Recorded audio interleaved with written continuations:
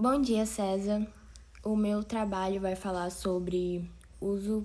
O meu trabalho da Maria vai falar sobre o uso de agrotóxicos e a gente escolheu o morango como fruta, que a gente vai utilizar o método do uso de não usar o agrotóxico, seria o caso, né?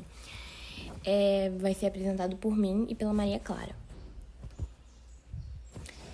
Então, uma das formas que pesquisamos sobre essa conservação do morango, sem uso de agrotóxicos, é o solo ser bem drenado e bastante rico em nutrientes, porque todo solo, né, precisamos disso. Então, é um fator muito importante. Outro fator muito importante também é que, de preferência, o nosso solo, para ele se adaptar a essa produção, ele teria que ser um solo arenoso argiloso. Isso porque ele tem uma consistência mais fina e é permeável à água. E a nossa produção, a utilização de métodos, que mais para frente a Ana Rosa vai falar, ele necessita bastante dessa abundância de água. Outro fator muito importante é a gente manter a nutrição adequada. Sendo assim, teríamos que adubar e nutrir o nosso solo uma vez ao mês, assim tendo um resultado muito bom. E a utilização do método que escolhemos falar foi o método de estufas. Pesquisamos e ele é o que se encaixou melhor nessa área. O sistema de estufa, que é o método que a gente escolheu, o cultivo do morango em estufa chega à produção de 2 vezes a 3 vezes mais que o cultivo convencional. Ele reduz pragas e doenças, protege de geadas e de chuva, além de que, com esse sistema, o agricultor consegue uma economia de 40% de água e defensivos. Com esse sistema, como o sistema já diz, a gente reduziria pragas e doenças. Assim, a gente não precisaria usar agrotóxicos para reduzir as pragas e doenças. E além do ganho que o produtor vai economizar, né, de 40% de águas e defensivos. Um método também que a gente não botou aqui, mas a gente utilizaria, seria o semi-hidropônico. Essa produção ela é muito importante para essa área do morango também, mas só levaríamos à frente se o senhor escolhesse o nosso trabalho. A gente achou muito interessante e é isso. Muito obrigada. Obrigada pela atenção, César. Escolhi o nosso. Beijos. Tchauzinho. Boa tarde, César. Hoje a minha dupla Maria Vitória Cirino vamos falar sobre a mancha negra no abacaxi, que é um causador de grandes perdas no fruto, grandes perdas financeiras, digamos. O nosso primeiro ponto vai ser a produção do abacaxi. O abacaxizeiro, Ananas comosus, é uma fruta de clima tropical e subtropical. Como a gente já sabe, a gente não pode plantar uma cultura em um local onde não é apropriado para ela. No Brasil, os maiores produtores de abacaxi são os mineiros, os paraibanos e os paranaenses, graças às condições climáticas favoráveis nas regiões. Como eu já disse mais acima, tem que ter uma condição favorável nesse local para que a gente plante essa cultura. E mesmo assim, tem as doenças que a gente vai falar mais abaixo, que é a fusariose. É um dos principais pesadelos dos fruticultores, causados pelo agente patogênico Fusarium sublilutinans. Nos frutos, as perdas podem chegar a 40% e nas mudas a 20%. Então, além dele ter certas perdas nas frutas, essas perdas não são visíveis, a gente vai ver mais à frente, a Vivi vai explicar também, que essas fissuras nas frutas, elas são causadas internamente. Então, quando você olha o fruto, você não percebe, você não consegue ver essa doença. A gente observa nas folhas delas, que elas têm um cheiro de fruta verde. Isso pelas minhas pesquisas. A gente vai falar também aqui um pouco mais sobre a mancha negra, mais a fundo, né? Doenças em frutos do abacaxi causado pelos gêneros Psyllium e Fusarium.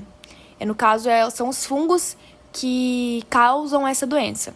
O dano pode ser imperceptível externamente, como eu já disse, mas visível na polpa em frutos cortados. Ou seja, a gente olha a fruta, a gente não vê nada aparentemente. Só essa característica, como eu já disse, que quando você olha a fruta, você percebe essa diferença nas folhas dela. Causam necrose nas brácteas e sépalas nas flores e desenvolvimento na base das folhas próximas em inflorescências.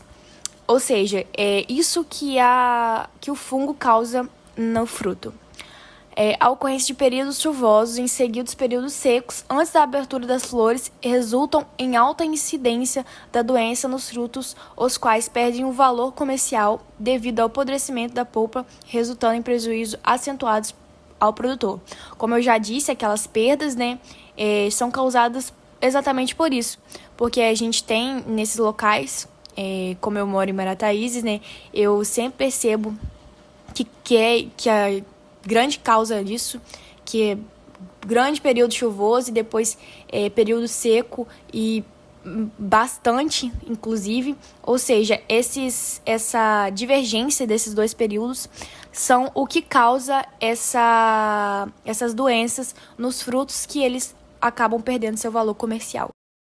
Então, dando seguimento ao nosso trabalho sobre a mancha negra do abacaxi, eu trouxe nessa foto um exemplo de como ficaria o abacaxi tendo a mancha negra. Ele ficaria assim, como tá na foto, uma partezinha mais escurinha, uma manchinha mesmo no nosso abacaxi. Agora eu vou falar sobre o manejo da doença, que tem um manejo correto de como prevenir, de como tá evitando ocorrer, acontecer de ter essa mancha. Bom, esse é o manejo correto, eu peguei lá no site da Embrapa, então é sempre importante os produtores estar de olho nos sites e tudo mais, para não fazer errado, para não correr o risco de ter a mancha. Bom, uma das principais formas de você estar evitando é estar armazenando e transportando os frutos em temperaturas ideais, que a temperatura ideal seria de 8 a 10 graus. A gente também tem que ter cuidado ao escolher os frutos. Tem que colher o fruto com uma parte do pedúnculo, que seria aproximadamente de 3 centímetros.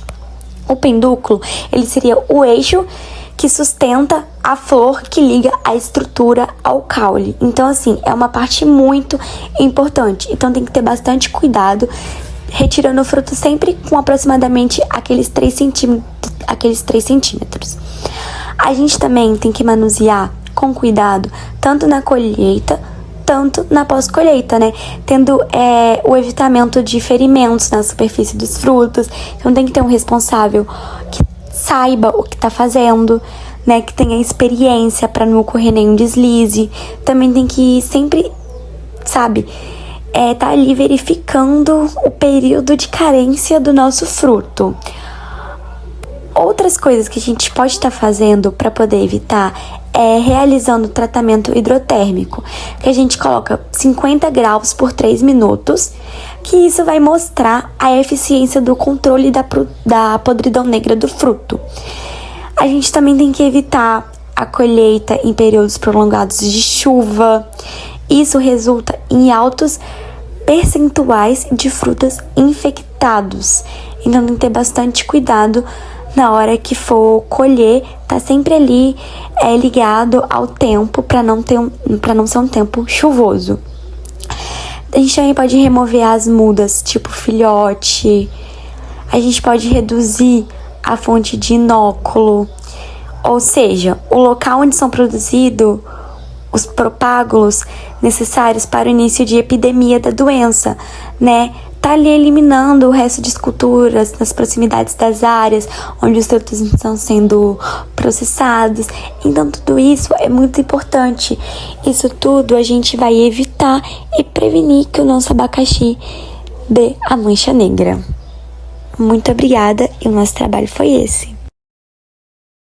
Eu, Rebeca Pereira, e a minha dupla, Victor Valentim, viemos apresentar nossa proposta, que é focado na gamificação. Já é de conhecimento geral que o sistema educacional que o governo utiliza hoje em dia não inclui todos os tipos de alunos, já que ele não possui estrutura para uma educação que envolva e os mantenha interessados na escola. O resultado disso é um grande desinteresse dos alunos, causado por N motivos. Condições de saúde que o levam a dificuldades de aprendizado ou simplesmente por dificuldades financeiras.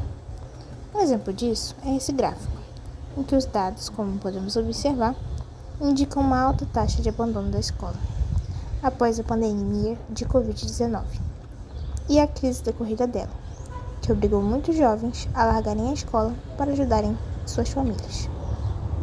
O abandono da escola causa diversos problemas para a sociedade, como o aumento das taxas de emprego informal, diminuição de mão de obra qualificada, o aumento das taxas de desemprego, o aumento da desigualdade e o aumento do trabalho infantil.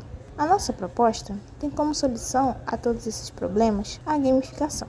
O que é a gamificação em sala de aula? A gamificação é o processo em que você pega a matéria ensinada em sala de aula e transforma num jogo que possa ser usado para ensinar. Isso pode ser tanto um jogo digital quanto um jogo de tabuleiro e um jogo de perguntas e respostas simples.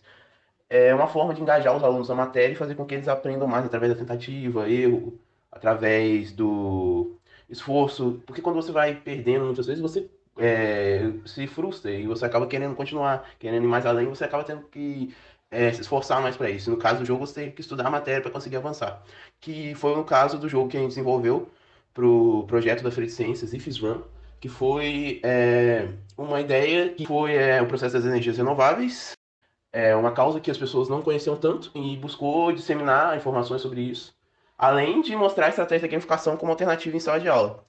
E na Feira de Ciências, depois da gente ter posto o jogo, falado tudo, as pessoas passavam pela nossa barraca, viam a nossa apresentação e se interessavam pelo jogo. E assim que elas jogavam, elas tinham que responder perguntas e respostas com base na nossa apresentação. Aqui estão os links com os dados que a gente usou e muito obrigada!